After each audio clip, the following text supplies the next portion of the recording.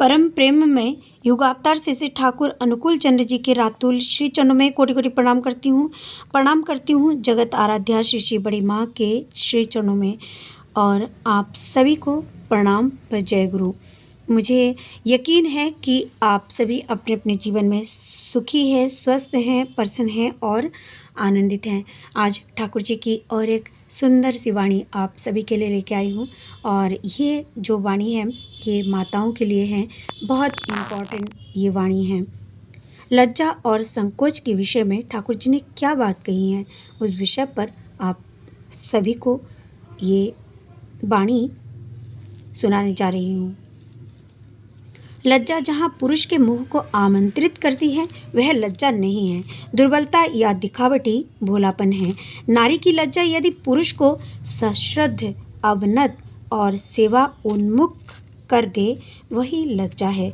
नारी का अलंकार भूल कर भी लज्जा के नाम पर दुर्बलता को मत बुलाओ। ये जो बातें हैं ठाकुर जी ने हमें सतर्क रहने के लिए कही हैं।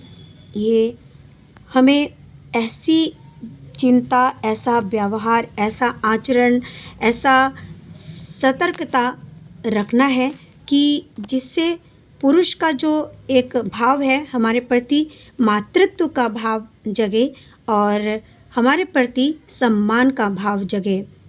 कभी भी हमारी जो दुर्बलता या दिखावटी भोलापन किसी के सामने ना दिखे, कोई भी इस तरह का हमारे विषय में ना सोचे। ऐसा व्यवहार, ऐसा आचरण, ऐसा ताकना, ऐसा बोलना, ऐसा चलना, ऐसा रहना, ऐसा बैठना, सब कुछ इस नियम के अनुसार हमें चलना पड़ेगा। ये ठाकुर जी ने हमें इंगित की है इस वाणी के माध्यम से। उनका कहना है कि जो कार्य भगवान के कार्य हैं, जैसे नारियों को एक देवी की तरह रहना चाहिए, किस तरह से नारियों को रहना चाहिए, इन सभी बातों को हमें ध्यान में रख के चलना है, देवी की तरह आचरण बनना है। आज मुझे स्वामी विवेकानंद की एक बात याद आ रही है। उन्होंने कही थी कि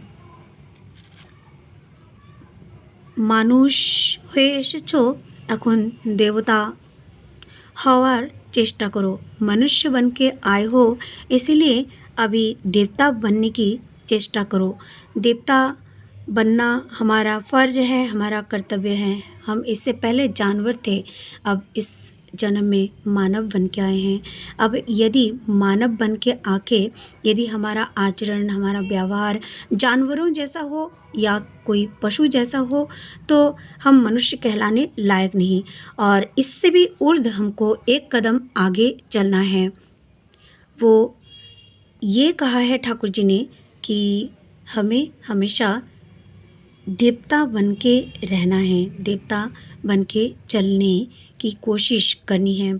हर समय अपने आप में भगवान के लिए सोचना चाहिए कि भगवान ने ये जन्म हमें दिया है तो हमें इस जन्म में किस तरह से ठाकुर जी की इन भावधाराओं को हम मान के चले, इन सभी बातों को हम कैसे अपने जीवन में उतारें, इन सभी बातों को ध्यान में रखना पड़ेगा। यदि मनुष्य हैं तो हम ये कर सकते हैं। सही अर्थों में हमें अपने ईश्वर के ऊपर समर्पित रहना है। मनुष्य बनने के लिए यदि हम इस दुनिया में आए हैं तो मनुष्य से ऊपर भी कुछ और भी बनना हमारे लिए ठाकुर जी ने तय करके रखा है। यदि हम मनुष्य बन के आए हैं प्रथम बार तो हमको देवता भी बनना है। इस तरह की सोच, इस तरह का व्यवहार, इस तरह का आचरण यदि हम करते रहें तो हम एक दिन देवता ज़रूर बनेंगे। हमें अपने से बड़ों का, छोटों का, सभी का आदर सम्मान करना चाहिए ताकि वो भी प्रेरित हो सके कि ये ठाकुर के बच्चे हैं, और जो ठाकुर के बच्चे होते हैं उनमें ये आचरण आ जाता है। इसीलिए हमेशा प्रभु ने जो बातें हमें समझाई हैं, जिन बातों को हमें मानने के लिए कही हैं, उन बातों को हमें मानना चाहिए। मैं कहना चाहती हूँ कि सभी माताओं को ये ध्यान में रखना चाहिए। नारी जीवन है तो कई सारी विपदाएं हमें देखने को मिलती है ठाकुर जी की जितनी भी बातें हैं, चाहे वो माँ होने से संबंधित बातें हैं या चाहे बहन, पुत्री या पत्नी, किसी रूप में भी हम रहें, हमारा आचरण व्यवहार ठाकुर जी के अनुकूल हो, ठाकुर जी के बताए हुए उन बातों के अनुकूल यदि हो जाए, तभी हम सच में परमपिता के भक्त हैं, तभी हम सच्चे अर्थों में उनसे प्रेम करते हैं, तभी हम सच्चे अर्थों में अपने इस मानव जन्म को सार्थक कर रहे हैं। चलते हुए रास्ते में यदि हमें कोई ऐसा इंसान मिल जाए जो हमारे चरित्र पर लांछन लगाए या कोई और ऐसी बात कहे जिससे हमारा जो व्यक्तित्व है वो निखरता नहीं बल्कि बिगड़ जाता है, तो कोई बात नहीं, आप चलते रहिए। अगर हम सच्चे हैं, अगर हमारा चरित्र सच्चा है, अगर हमारा प्रभु के प्रति समर्पित होने का भाव सच्चा है, तो प्रभु ही हमें उस परिस्थिति से बचाएंगे, उन लोगों से बचाएंगे जिन लोगों ने कीचड़ उछाली है। इसलिए अपने आप पर विश्वास रख के ठाकुर जी का नाम जपते हुए रास्ते पे चलिए, और जो भी कुछ भी कहे, यदि किसी समय यदि आपकी किसी उन्नति के कारण कुछ लोग आप पर कोई लांछन लगाए या किसी अवनति के कारण आप पे कोई लांछन लगाए, दोनों ही सूरत में ठाकुर जी ने हमें दोनों जो है कान का इस्तेमाल करने के लिए ये बात कही है कि तुम अगर थोड़ी सी उन्नत हो जाओ, अगर थोड़ी सी उन्नति तुम प्राप्त कर लो, तो कोई तुम्हें साधु कहेंगे, कोई तुम्हें बहुत अच्छा प्रेमी कहेंगे, कोई तुम्हें बहुत अच्छा बोलेंगे, मगर कोई कुछ बोलेंगे और इधर इससे विपरीत कोई बोलेंगे शैतान, बदमाश, व्यवसायधारी इत्यादि बोलेंगे, मगर इनकी बातों में बिल्कुल भी तुम्हें ध्यान नहीं देना है।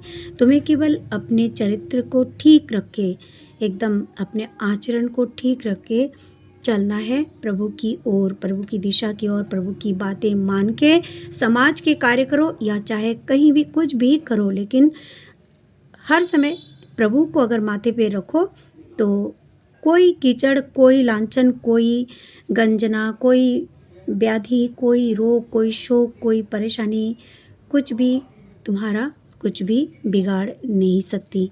इसीलिए हमेशा समर्पित का भाव हम सभी के दिलों में होना चाहिए।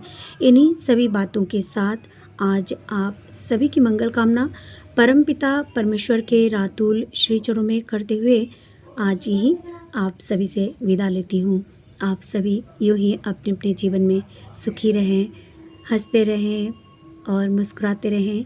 कोई रोग, कोई शोक, कोई बीमारी आप लोगों को न छू सके, यही परमपिता के श्री चरणों में प्रार्थना करती हूँ।